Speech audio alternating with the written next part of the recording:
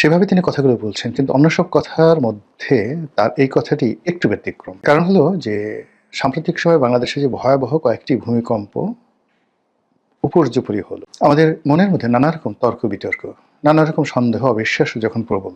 কেন এই ভূমিকম্প? এটা কি আমাদের পাপের ফলে হলো? নাকি এটা নিতান্তই প্রাকৃতিক বিপর্যয়? অথবা আমরা যে পরিবেশের ভারসাম্য নষ্ট করেছি সে কারণে হলো? নাকি বর্তমানে যারা সরকার চালাচ্ছেন তাদের কোনো ভুল এবং ভ্রান্তির কারণে আরশে আজিম থরথর করে কেঁপে ওঠে? বিশ্বাস করেন এই প্রশ্নগুলোই কিন্তু মানুষের মধ্যে যখন ঘুরপাক খাচ্ছিল তখন কেউ কেউ আবার বলার চেষ্টা করলেন, আওয়ামী লীগের যারা লোকজন, যে শেখ হাসিনার অবর্তমানে দেশ ভালো চলছে না এবং শেখ হাসিনার বিচারের রায় যেভাবে ঘোষিত হয়েছে এই কারণে ভূমিকম্প হয়েছে। এই কথা কিন্তু আলোচনা হচ্ছিল এবং সামাজিক মাধ্যম খুলে দেখেন যে আমি যে প্রসঙ্গগুলো বললাম ঠিক সেই প্রসঙ্গগুলো ঠিক এইভাবেই হুবহু আলোচনা চলছিল ভূমিকম্পের পর। ঠিক এটাকে এনক্যাশ করে স্বয়ং শেখ হাসিনা যখন তিনি নিজের মুখে বললেন, আল্লাহ ভালো জানেন, আমাকে যেদিন ফাঁসি দিল সেদিনই এই ভূমিকম্প হলো, হয়তো এজন্য হয়েছে। আর এই কথাটা নিয়ে মূলত আজকে আলোচনা করব। শেখ হাসিনার জন্য ভূমিকম্প হলো কি হলো না, কিংবা ধরুন অন্য কি প্রাকৃতিক কারণে ভূমিকম্প হলো কি হলো না, এই বিষয়গুলো নিয়ে বলার আগে মূলত রাজনীতির সঙ্গে প্রকৃতির কি সম্পর্ক, এবং কখনো কখনো এমন সব ঘটনা ঘটে যে ঘটনার কোনো কার্যকরণ খুঁজে পাবেন না, যার মধ্যে আল্লাহর ইচ্ছা, আল্লাহর অনিচ্ছা, আল্লাহর ক্রোধ, আল্লাহর রাগ, এই জিনিসগুলো ফুটে ওঠে। এরকম কিছু ঐতিহাসিক ঘটনা বলবো।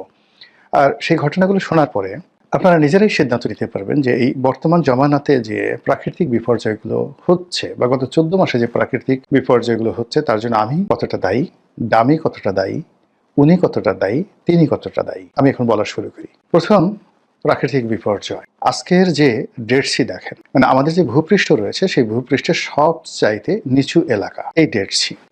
এটিকে মৃত সাগর বলা হয় এই কারণে যে এখানে যে পানির ঘনত্ব অন্যান্য পানির ঘনত্বের চাইতে অনেক বেশি, ফলে এখানে আপনি যদি ডুবতে চান ডুবে মরতে পারবেন না, এখানে সবকিছু ভেসে থাকে, আপনি সাঁতার না জানলে ভেসে থাকবেন। 2 নম্বর হলো যে এখানে এই যে পানির ঘনত্ব, কেন এই পানিতে লবণের পরিমাণ এবং এর যে কাদা, এটা পৃথিবীর সবচেয়ে বেশি। এখন এটা সৃষ্টি হলো কিভাবে? একটা জমানা, সেই জমানার সবাই পাপাচারে লিপ্ত হয়ে গেল। তো পাপাচারে লিপ্ত হওয়ার পর এভরিবডি, আল্লাহর নবী আসলেন একাধিক ক্রমে, বেশ কয়েকজন, পুরো মাদায়েন এলাকাতে। আজকের যে প্যালেস্টাইন, জর্ডান, সিরিয়া, এই বিশাল যে এলাকা, সেই এলাকাকে ঘিরে সেই যে প্রাচীন দুনিয়ায় একটা বিস্তীর্ণ যে সভ্যতার পাদভূমি, জনপদ গড়ে উঠেছিল, সেটাকে বলা হতো মাদায়েন। তো সেই মাদায়েনের লোকদেরকে সতর্ক করার জন্য আল্লাহ রাব্বুল আলামিন বিভিন্ন সময়টিতে অনেক ওলি আল্লাহ, গাউস কুতুব, পীর মাশায়েখ থেকে শুরু করে নবী এবং রাসূল পাঠিয়েছেন। লোকজন কথা শুনেনি, তারা তাদের কুকর্ম, একের পর এক কুকর্ম তারা করে গেছে। কমে সালেহে, কমে লুত। তো এই যে কওমগুলো, কমে মানে আদ, কমে সামুদ, এই কথাগুলো কোরআনে বর্ণনা করা হয়েছে। কওমটির প্রত্যেকটা লোক যখন অন্যায়ে নিমজ্জিত হয়ে গেল, কোনো কিছু যখন নিয়ন্ত্রণের ভেতরে আর থাকছে না, নবীর কথা শুনছে না, রাজার কথা শুনছে না, মানুষের চরিত্র, বিশেষ করে পুংমৈথন মানে সমকামিতা, এটা এমন একটা বিপর্যয়ের এবং নির্লজ্জতার মধ্যে পৌঁছে গেল যেটা মানব জাতির ইতিহাসে আর কখনো অত নির্লজ্জভাবে এইরকম সমকামিতা।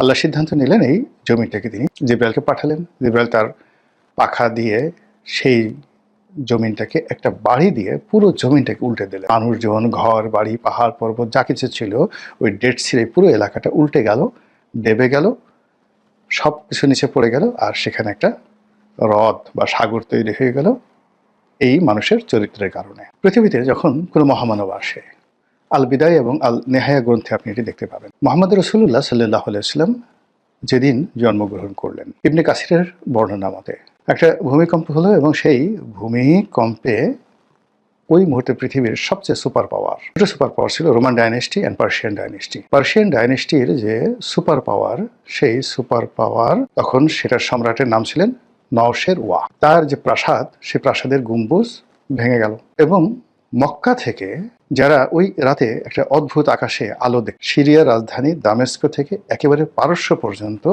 যে বিস্তীর্ণ আকাশ, সে আকাশের সীমারেখায় একটা আলোর সিম্ফনি যেটিকে বলা হয় তৈরি হয়ে গেল। এরকম বহু ঘটনা।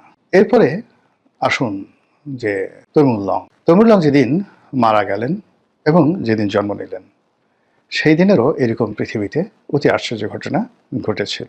যেদিন আলেকজান্ডার জন্ম নিলেন সেদিনও সেই গ্রিসের এথেন্স নগরীতে এক অদ্ভুত পরিবেশ তৈরি হয়েছিল। বলা হয়ে থাকে আলেকজান্ডারের মা তিনি তার যে আত্মজীবনী বা তার যে বক্তব্য সেখানে তিনি উল্লেখ করেছেন যে আমার এই সন্তানের যে গর্ভধারণ আমি করেছি, আলেকজান্ডারকে যে আমি গর্ভে নিয়েছি, এটি আমার স্বামীর সাথে নয়। এক রাতে আমি ঘুমানো ছিলাম, স্বপ্নে দেখলাম বিশাল এক অজগর আমার কাছে আসছে। আমি আতঙ্কিত হয়ে পড়লাম, কিন্তু কি করে যেন অজগরের সঙ্গে আমার শারীরিক সম্পর্ক হয়ে গেল এবং এরপরে আমি টের পেলাম যে আমি প্রেগন্যান্ট হয়ে পড়েছি। এই হলো আলেকজান্ডারের মায়ের বক্তব্য, একেবারে সন্তান হওয়ার সঙ্গে সঙ্গে। তো এরকম পৃথিবীতে অনেক কিছু হয় যে ঘটনার জন্য প্রকৃতি দায়ী। প্রকৃতি এই ঘটনাগুলো ঘটিয়ে থাকেন, কখনো ভূমিকম্প, কখনো জলোচ্ছ্বাস, কখনো সুনামি, কখনো আরও অনেক কিছু। সেই প্রাকৃতিক বিপর্যয়ে নদী কখনো সমুদ্র হয়ে যায়, সমুদ্র কখনো মরুভূমি হয়ে যায়, মরুভূমি কখনো বনভূমি হয়ে যায় এবং বনভূমি কখনো কখনো মরুভূমি হয়ে যায়। আজকের যে পৃথিবীর সবচেয়ে বড় সাহারা মরুভূমি, সেই সাহারা মরুভূমি একটা সময় আমাজনের জঙ্গলের মতো এরকম গভীর অরণ্যে পরিপূর্ণ ছিল। প্রাকৃতিক বিপর্যয়ে সেখানে আজ মরুভূমি তৈরি হয়ে গেছে। আমাদের যে ভারতবর্ষে বিখ্যাত একটি মরুভূমি রয়েছে, থর মরুভূমি, সেটিও একসময় গভীর জঙ্গল ছিল। আবার আমাদের যে সুন্দরবন, একটা সময় এটা সুন্দরবন ছিল না, এটা অসাধারণ একটি জনপদ ছিল, লোকালয় ছিল। তো এভাবে আসলে অনেক কিছু ঘটে এই পৃথিবীতে। যারা ধর্মবিশারদ এবং দার্শনিক, তারা এই বিষয়গুলোকে বর্ণনা করেছেন যে মানুষের ব্যক্তিগত চরিত্র, জনগণের চরিত্র এবং সেই রাজার জুলুম এবং অত্যাচার, এবং কখনো কখনো জুলুম এবং অত্যাচার মেনে নেয়ার কারণে, নির্বিচারে মেনে নেয়ার কারণে এই জমিনে বিপর্যয় হয়। কাজেই শেখ হাসিনার জমানাতে যে সকল অন্যায় হয়েছে, অবিচার হয়েছে, সেটার একটা দিক ছিল কি, স্বল্প পরিসরে হলেও প্রায় সব অপকর্মগুলো নিয়ে সমাজ মুখরিত ছিল, সবাই কথা বলেছে। আপনি চিন্তা করুন, 2009 সন থেকে একেবারে 25 সন পর্যন্ত দেখুন তো, এখন আমরা যে বিষয়গুলো নিয়ে আলোচনা করছি, আওয়ামী লীগের বিরুদ্ধে, শেখ হাসিনার বিরুদ্ধে, তার একটা বিষয়ে ওনার শাসন আমলে গোপন ছিল কিনা? ছিল না। আমরা সবাই আলোচনা করেছি, সমালোচনা করেছি, প্রতিবাদ করেছি। এই প্রতিবাদ করতে গিয়ে অনেকে জেলে গেছেন, স্বাভাবিক নিয়মে। সব জায়গাতেই প্রতিবাদকারী তো জেলেই যাবে, তাদের এত রাজপ্রাসাদে যাবে না।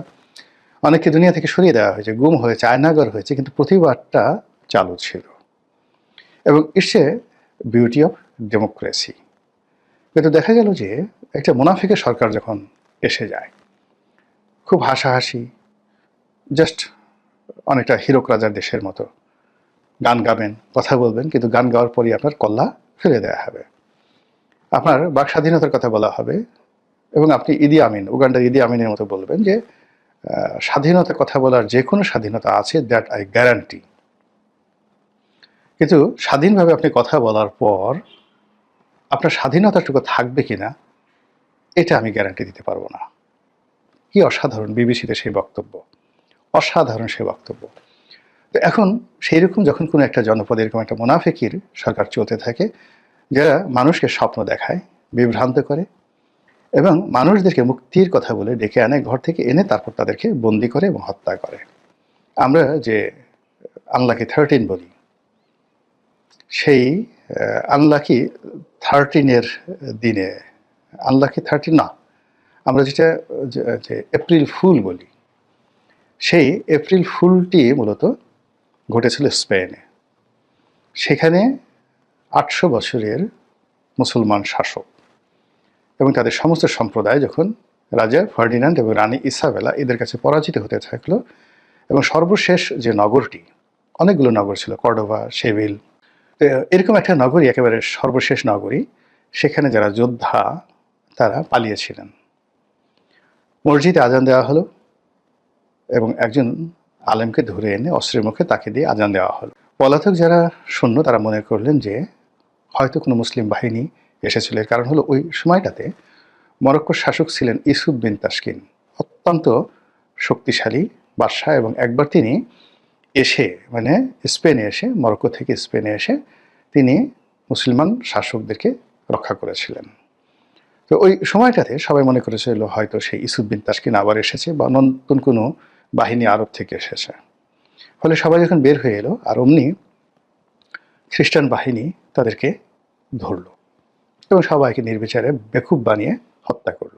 এই হলো আধুনিক স্পেনে মুসলিম শাসক থেকে খ্রিস্টান রাজাদের যে শাসন সেটাতে রূপান্তরিত হওয়ার প্রাথমিক ইতিহাস। ভারতবর্ষে যদি আপনি আসেন, অসংখ্য ঘটনা আপনি দেখবেন। দিল্লিতে পরপর 2 বার মারাত্মক ভূমিকম্প হয়েছে এবং এই দুটো ভূমিকম্পে কুতুব মিনার ধ্বংস হয়ে গেছে।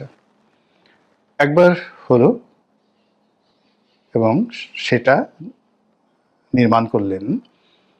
পুনর্নির্মাণ করলেন কুতুবউদ্দিন আইবেক,